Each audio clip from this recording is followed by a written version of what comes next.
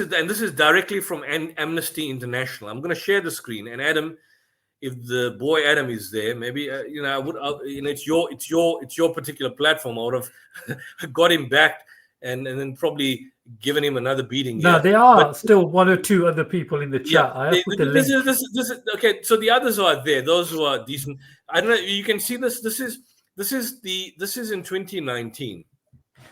And this is directly from Amnesty International's website. What happened on the Great March of Return is that there were a series of protests. And what these protests did is that, look, these Palestinians who lived in Gaza were refugees kicked out from the greater Israel. That land in the kibbutz, the Palestinian forefathers, their ancestors, their grandparents, they all lived there. So during the Great March of Return, the Palestinians peacefully went to the fence of Israel, entering Israel at Gaza, and they basically made a peaceful march, a peaceful protest march. And when they were peacefully protesting, Israeli snipers shot them. According to the Al-Mizan Center for Human Rights, according to Amnesty International, and this was at the earlier stages, this was in 2018, 150 Palestinians were killed in the demonstration. 10,000 were injured. 1,849 children, 424 women, 115 paramedics, 115 journalists. Of those injured, 5,814 were hit by live ammunition.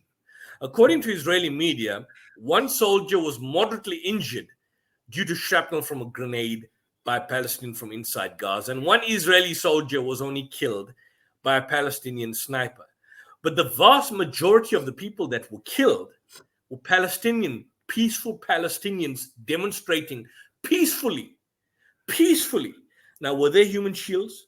Were there human shields for Hamas in 2019? Because there was no Hamas involvement in the Great March of Return.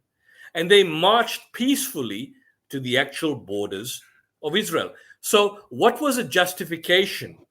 What was a justification for Israeli soldiers murdering Palestinians who were simply marching peacefully?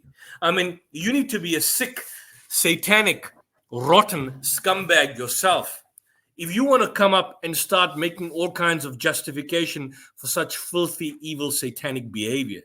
You're an evil scumbag yourself. I mean, anybody who justifies, for example, Jeffrey Dahmer killing his victims and dumping their body parts in his fridge, and he says, look, Jeffrey Dahmer was essentially justified in doing that. What would you say about the person?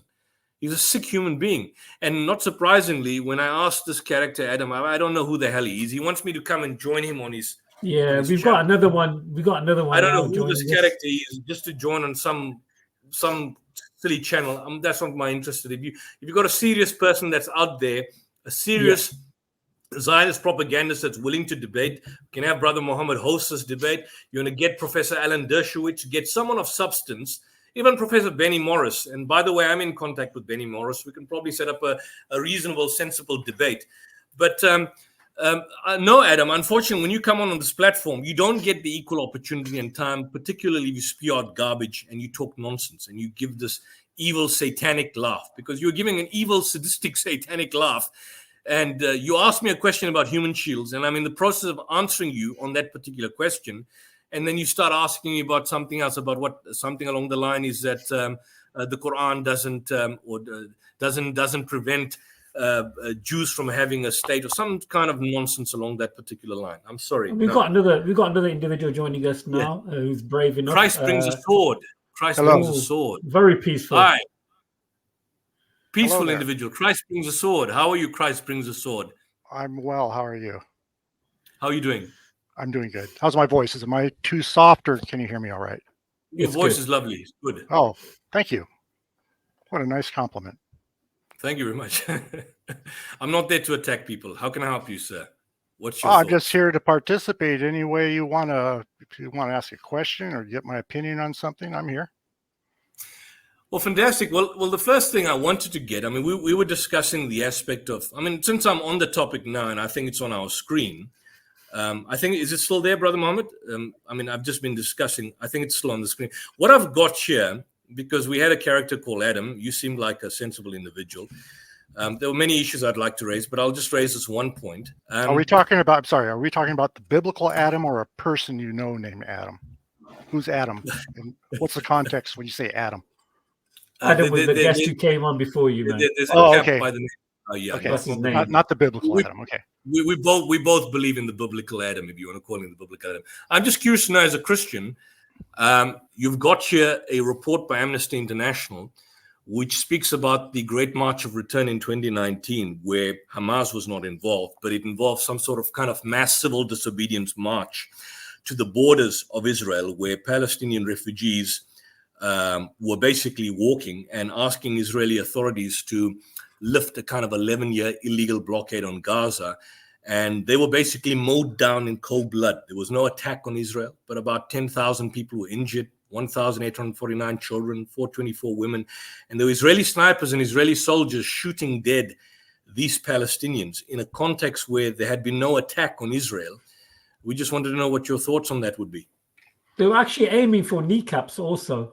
This particular event, they were trying to disable them and aiming for the kneecaps of the children, the women, and so forth. And they were boasting about how many people they kneecapped. Well, maybe Sword in Christ could tell us that according to military experts, as well as a forensic pathologist who reviewed the photographs obtained by Amnesty International, the wounds observed by doctors were consistent with high-velocity Israeli-manufactured Tavor rifles using 5.56 military ammunition, and other wounds bear the hallmarks of US-manufactured M24 Remington sniper rifle shooting. So it's not just simply Israeli settlers, but these were official Israeli soldiers targeting Palestinian civilians who engaged in a peaceful march where there was no actual act of physical resistance by Hamas or any other militant group. And I thought probably as a Christian, you'd be one of the first to condemn such behavior by this brutal Israeli force. Your thoughts, sir? All I can say is, based on what you're telling me, it sounds like it was a horrible situation and nobody won. When you say a horrible situation, I'm just curious to know, because when there's a flood or when there's a natural disaster, we normally describe that as a horrible situation like a blood flood or a tsunami. Would you be willing? I mean, we had a Jewish rabbi who was an Orthodox Jewish rabbi. He condemned Israel. Would you be willing to condemn the state of Israel for what they've done? Well, it's a two-way street. Don't we have terrorist groups on the other side also inflicting harm? I'm not saying that Israel has a right to do this. Okay, I'm just saying, aren't we being lopsided in our condemnation of Israel as if they're just attacking innocent people who wish them no harm? That doesn't seem right. That's not honest, because we know that the people who are demonstrating want to push Israel out of their land. Okay, so let me try and gather this. At this particular march, the Great March of Return, according to Amnesty International, these were civil rights individuals.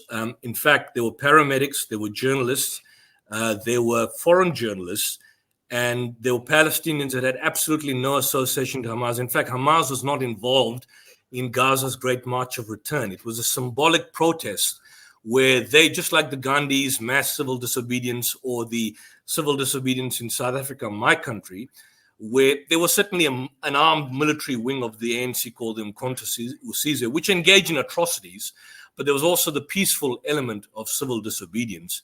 And this was a situation where there was no terrorist activity. These people on a weekly basis were systematically, peacefully protesting, going to the gates, not engaging in any kind of physical attack or violence against Israel, but simply going there with children, with adults, with medics, with professionals, with journalists. And these people were shot dead in cold blood by Israeli soldiers. So my question is, the same people who are raising the question of some sort of moral equivalence, why they're not bold enough to condemn Israel in a clear attack that was totally unprovoked, other than just simply a peaceful protest? Well, they are at war with the people around them, with the countries around them and the people who want to wipe them out. So they're surrounded by the enemy. So, and they're in a time of war. And when you're in a time of war, bad things are going to happen on both sides. And so just to condemn one side and not the other, I don't think that's really honest. I accept the premise of your statement, But I'm asking you specifically in the context of this particular instance, even in times of war, military combatants who have surrendered or given up or basically are not engaging in active hostility, there are certain international humanitarian law standards that need to be followed. But however, in this instance here, there was a peace, a particular period, and this is a great march of return, where there was no actual physical war between these Palestinian civilians and the Israeli state. Hamas had actually no involvement, and you had a situation where 1,849 children, and these are children under 10, as documented by Amnesty International, and between 18, 424 women, 115 paramedics, and 115 journalists were shot dead by live ammunition by Israeli soldiers and Israeli snipers. My question is this, is that if on the one hand, and you seem to be a good guy, you'd condemn any kind of acts of terror, why would you not be bold enough to say what Israel did on this particular occasion was an unlawful act of terror against innocent civilians who were just simply marching on a peaceful march to lift their 11-year illegal blockade on Gaza? Well, as I said before, they're at a time of war. A lot of bad things are going to happen. I've seen much worse than this happen. We can say, oh, Israel, we need to condemn them and everybody force them to make peace and give up the land for peace. I know that's where it's going, and that is, and they don't want that to happen, and they don't want to. Israel, they don't want to give up. They don't want to give up any of their land. Okay. And they don't want to follow the international community. And so when there's this pressure on them to change and to protest, they're getting very nervous because they definitely are not going to back down. And it is a war right now because you got one side saying you've got to give up land, and they're saying I'm not going to give up land, and one side is going to prevail. Okay, so let me ask you this question then. You say that Israel's at war. Am I correct? You are saying they're at war with the people around them. Yes. Do you agree with me that the people, let's look at the Gaza Strip. Do you agree with me that Israel's at war with the Gaza Strip, or engaged in war from your perspective of the Gaza Strip, with people, 70% whom are who are registered refugees on the Israeli particular registered documents? They're registered refugees from area that now constitute Israel. So the people that Israel is engaging in war with, or they claim to be at war with, are registered refugees on their own particular database, or refugees from the area that Israel has kicked out from the land. So what do you say about that? And they are the people who've suffered the devastating consequences of the illegal blockade, in addition to the heavy toll of essential infrastructure and the debilitation of Gaza's health system and economy. How do you reconcile that from a moral point of view? Leave aside the religious point of view, because you could have a religion that tells you to kill every single person on earth. How does one justify that from a moral point of view?